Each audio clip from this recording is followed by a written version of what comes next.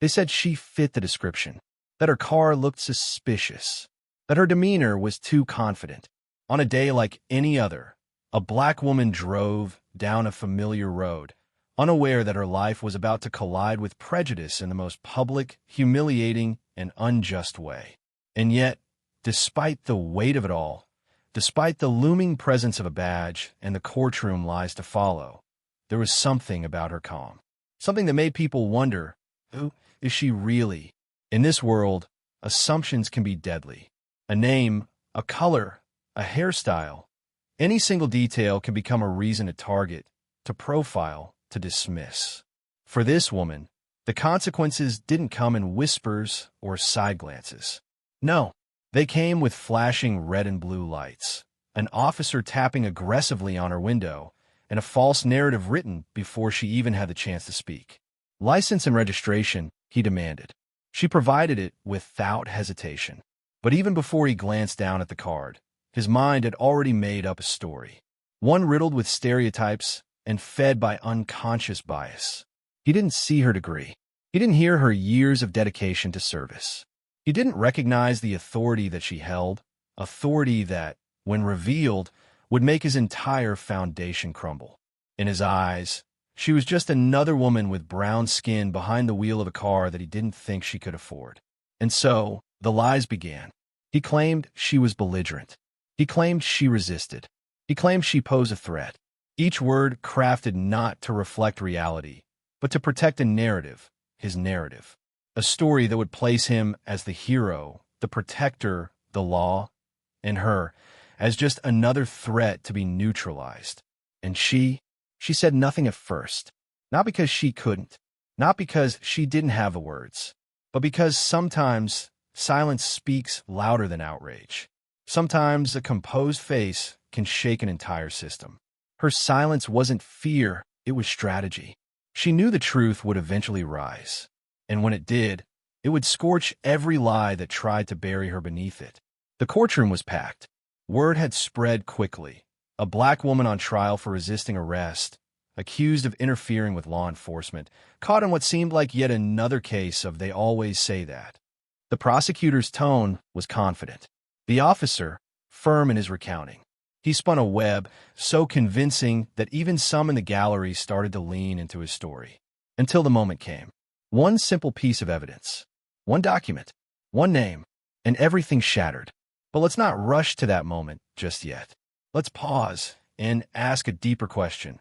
How many stories like this are never told? How many people sit in silence, wrongfully accused, because their truth isn't flashy enough for headlines? How many women are judged before they're heard, condemned before they're understood? This story isn't just about her. It's about all of us. It's about the thin veil of justice that some wear proudly while others are suffocated beneath it. It's about what happens when power is abused and identity is erased. But more importantly, it's about what happens when the truth fights back. This isn't just another courtroom drama. This is a call to wake up. A reminder that not everything is as it seems. And that sometimes the one being judged isn't the one on trial, but the one pointing the finger. She didn't ask to be a symbol. She didn't set out to make headlines. But what happened in that courtroom would ignite conversations across the country. Not just about one woman and one officer, but about an entire system, about race, about identity, and about the danger of lies told behind the safety of a badge. And so we begin. This is the story of how a lie became a storm, how truth became a weapon, and how one woman's real identity turned a courtroom upside down. It started with a routine drive through a neighborhood she'd passed through countless times before. The weather was calm, the air slightly crisp, and her mind was occupied with the next meeting she had on her calendar. Dressed sharply in a blazer, phone synced to her car's Bluetooth, she was every bit the professional she'd worked so hard to become. But then, those flashing lights. A sudden siren pierced the air. She glanced in the rearview mirror and felt the all-too-familiar sting of uncertainty. Was I speeding? Did I roll through that stop sign? But she hadn't. Her hands instinctively moved to 10 and 2, her car slowing down and pulling neatly to the side of the road. The officer approached. He didn't greet her. didn't ask any polite questions. He knocked hard on the window, barked his request. License. Registration. Step out of the vehicle. She paused. That wasn't standard. She knew the law well enough to recognize the red flags already. Officer, is there a reason? I said step out. Now. His tone was sharp, aggressive, the kind of tone that makes the average person freeze, question, submit. But not her. Still, she didn't resist. She calmly complied, opened the door, and stepped out with grace. I don't feel safe, she whispered under her breath, not to provoke him, but to remind herself. Stay calm, stay alive. She handed over her ID. He glanced at it, but only for a second. That's when he started weaving the tale. One accusation layered onto the next. She appeared hostile. She refused to step out. She reached for something in the car. None of it was true. She never raised her voice. She never moved erratically. In fact, she barely spoke. But what she didn't realize in that moment was that the narrative had already begun, one authored by the man in uniform, designed to frame her as the villain of his story.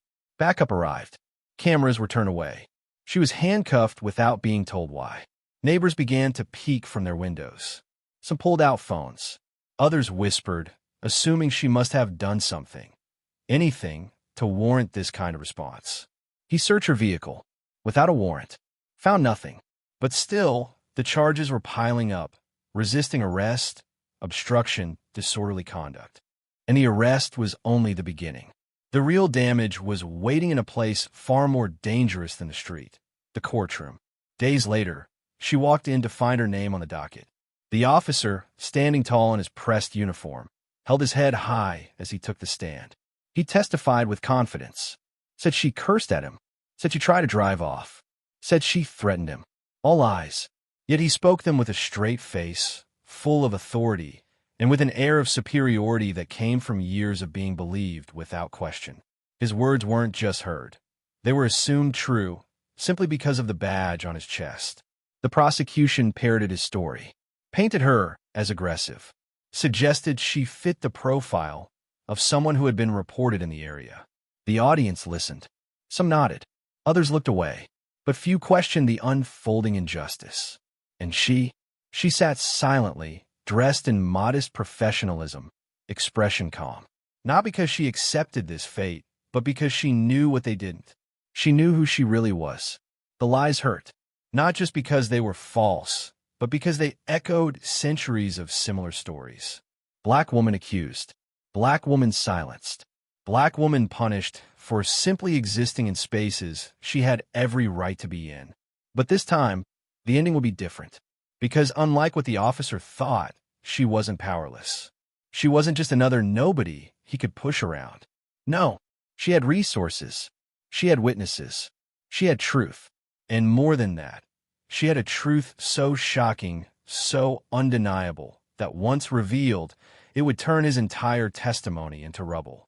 Still, she waited. She let them speak. Let them lie. Let them believe they'd already won. Because in that silence, she held power. The kind that doesn't scream for justice, it summons it. In that courtroom, the lies continued to stack like a house of cards. The officer looked certain. The judge, neutral. The jury, intrigued. But all of them were on the verge of discovering the truth that would change everything. A truth tied not to what she had done, but to who she was. The woman they thought they could frame, discredit, and destroy wasn't just a citizen. She was far more powerful than any of them had imagined. And in just a few moments, that power would unfold. Not with noise, not with rage, but with a simple document that would make the officer's world crash down, brick by brick. The courtroom buzzed faintly with murmurs, the sound of turning pages, the shuffling of papers, and the unspoken assumption that the trial would end swiftly. The officer's testimony had painted a vivid, if completely fabricated, portrait. The prosecution had leaned into the stereotypes: aggression, noncompliance, threat. But what none of them expected was the truth that was about to unfold. She stood, poised, calm, still in control. She walked to the center with a quiet dignity, holding a slim folder in her hands. The judge looked up. The room stilled. Her attorney rose beside her, but she gave a slight nod. I've got this." The judge gestured for her to proceed. Her voice was soft, but not weak.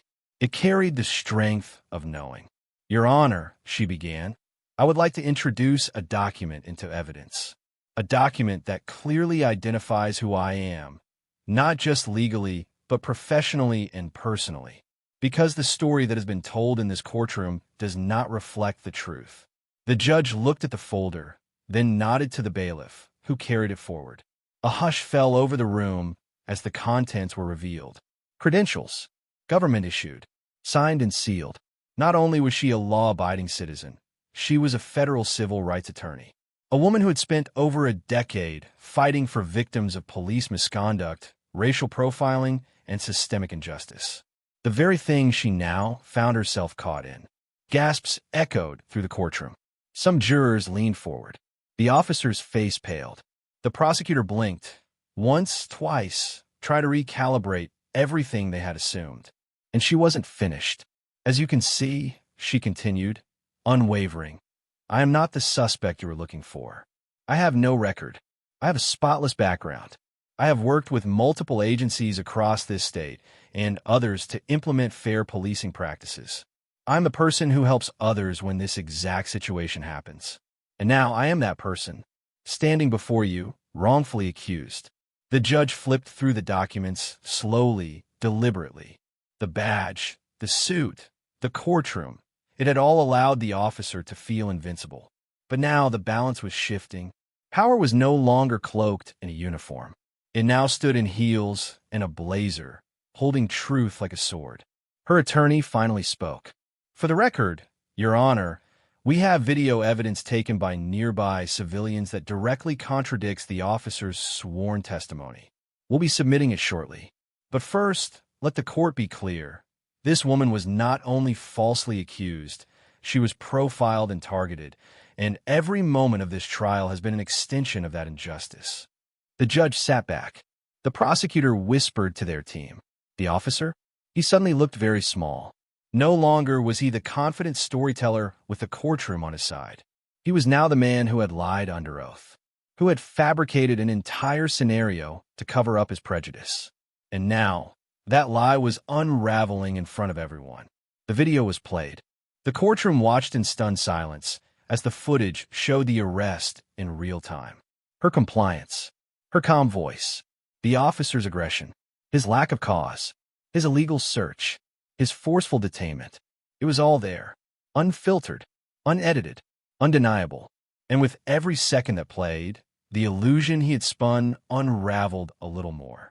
A juror covered her mouth in shock. Another shook his head slowly. The judge glanced over at the officer with a look that said more than words ever could. She stood there, not gloating, not triumphant, just resolute. Because this wasn't just about her. This was about every other person who hadn't had the resources, the connections, the identity strong enough to shatter falsehoods in a public setting. She knew how many cases never reached this point. How many people were silenced, jailed, or worse, because someone in a badge decided their word was law. But not today. Today, her identity didn't just free her. It exposed the cracks in a system that had been leaning too heavily on blind authority. The judge turned to the officer. "Officer Reynolds," he said, voice low and steady, "do you still stand by your sworn testimony?" The officer opened his mouth, but nothing came out. He looked around the courtroom, desperate for some kind of out. But the silence around him was not sympathetic. It was damning. Her attorney pressed further. "Do you understand the severity of perjury under oath? Do you understand what it means to fabricate evidence? To destroy a woman's reputation, her safety, based on personal bias?"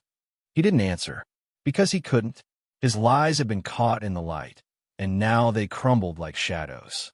She stepped back to her seat, the room watching her not as a suspect, but as something far more powerful. A symbol of truth in a place that had nearly forgotten what that looked like. The judge called for a recess. Whispers erupted in the gallery. Some people clapped quietly. Others simply stared at her in awe. And the officer? He walked out of the courtroom not with pride, but with eyes lowered. Because now, it wasn't just a trial. It was the beginning of a reckoning. and his name would be the one marked with shame, not hers. The courtroom doors hadn't even swung fully shut before word had already started to spread. By the time she stepped outside into the afternoon light, people were waiting. Not with jeers, not with accusations, but with curiosity, with respect, with a silent acknowledgement that they had just witnessed something unforgettable. The media was there too. What had started as a quiet, overlooked trial involving a so-called aggressive suspect had now turned into a breaking national headline. But the headline wasn't about a black woman resisting arrest. No, it read, "Civil rights attorney wrongfully accused by officer. Lies uncovered in courtroom bombshell." And suddenly, the roles were reversed. The world was watching now, not her every move, but his. The officer who had perjured himself in broad daylight. The system that allowed it. The policies that enabled it. And the community that had nearly let it happen. Within 48 hours, the police department issued a statement of concern. Carefully worded, cautious, clearly written by legal advisors. They claimed they were conducting an internal review. But people weren't buying it. Why? Because they had seen the video. They had watched the officer lie with confidence.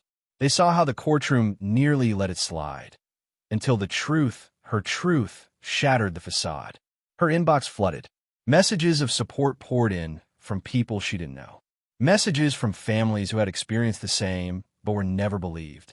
From young black girls who now saw her as proof that speaking up, being prepared, and standing tall can make a difference. She had become a symbol.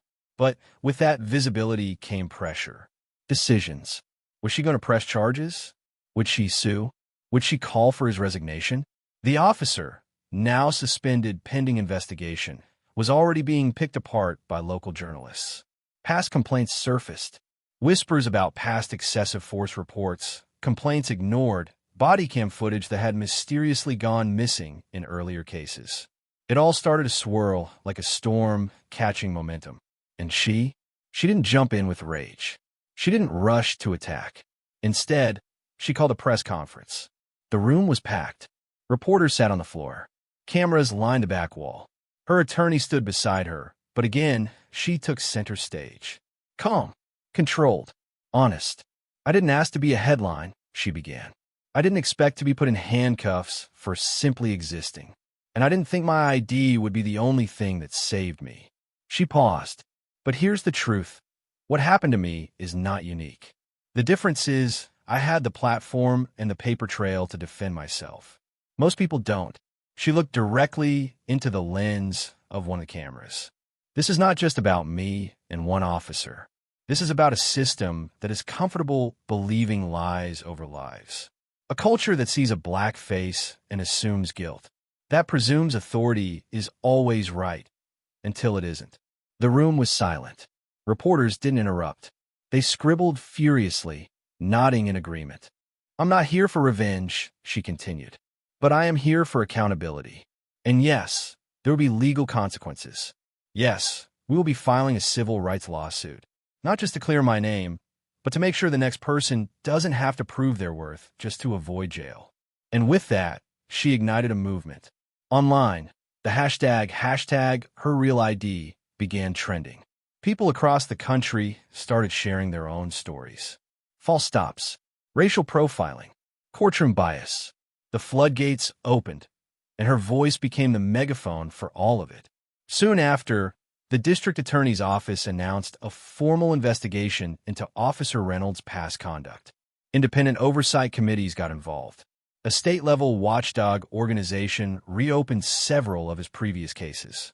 His record, once clean on paper, now showed cracks that had been overlooked or covered up. The fallout was swift. A week later, the officer resigned under pressure. 2 weeks later, she was invited to speak before a state justice reform committee. 3 weeks later, she was on national television, not as a victim, but as a legal expert breaking down what actually happens in these encounters.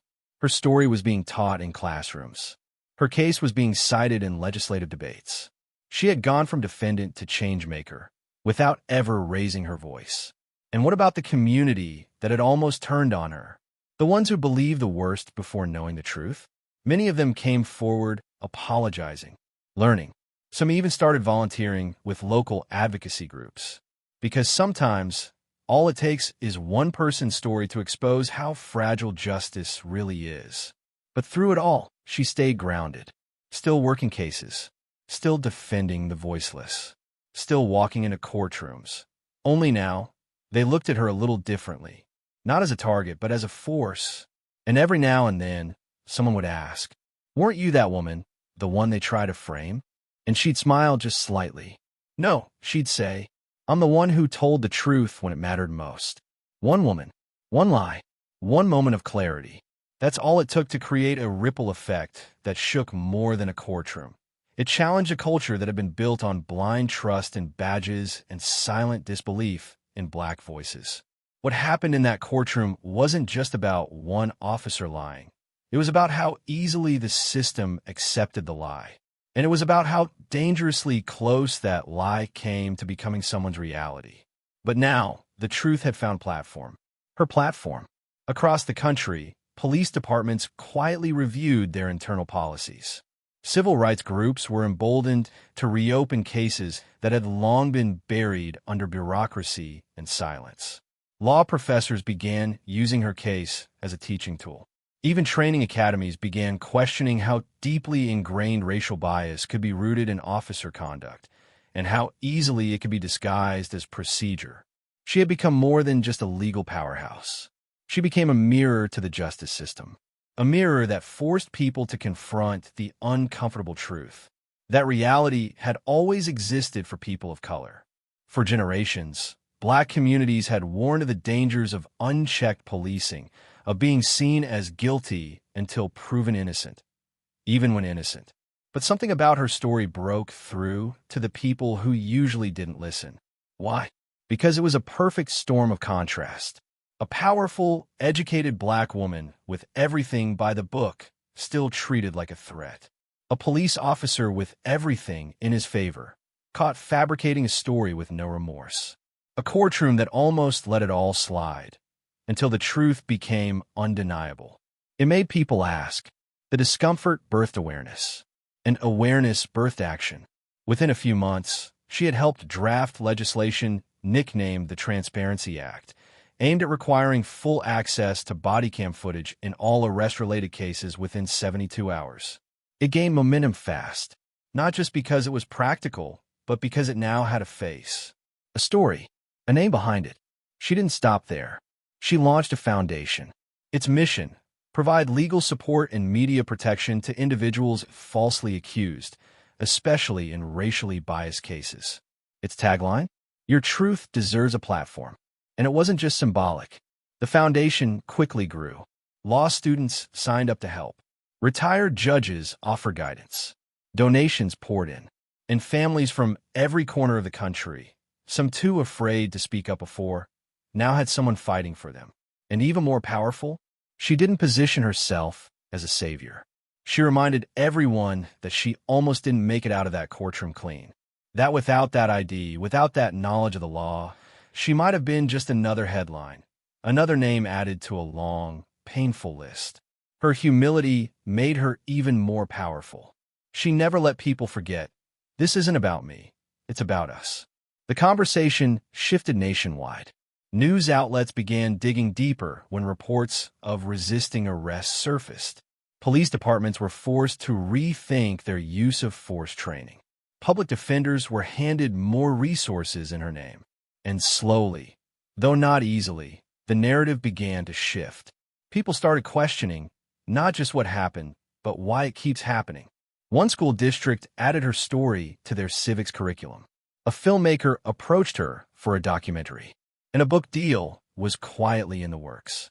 But despite all the noise, she remained focused, because behind the accolades, the cameras, the applause, was still the sound of that courtroom door slamming shut. Still the feeling of being doubted, even when you're right. Still the memory of being judged before being heard. And that was the fuel she never let fade. There's a quote she often shared in interviews. One she said got her through the hardest moments. They may not believe you at first, but the truth doesn't ask for permission to exist. And the truth? It had existed all along. She just made sure it was finally heard. So what started with a false accusation didn't end with a trial. It became a new beginning for her, for justice, for countless others who now saw themselves in her courage. She turned her pain into policy.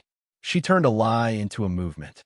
And she reminded the world, even in a broken system, the truth is still undefeated if you have the strength to stand in it.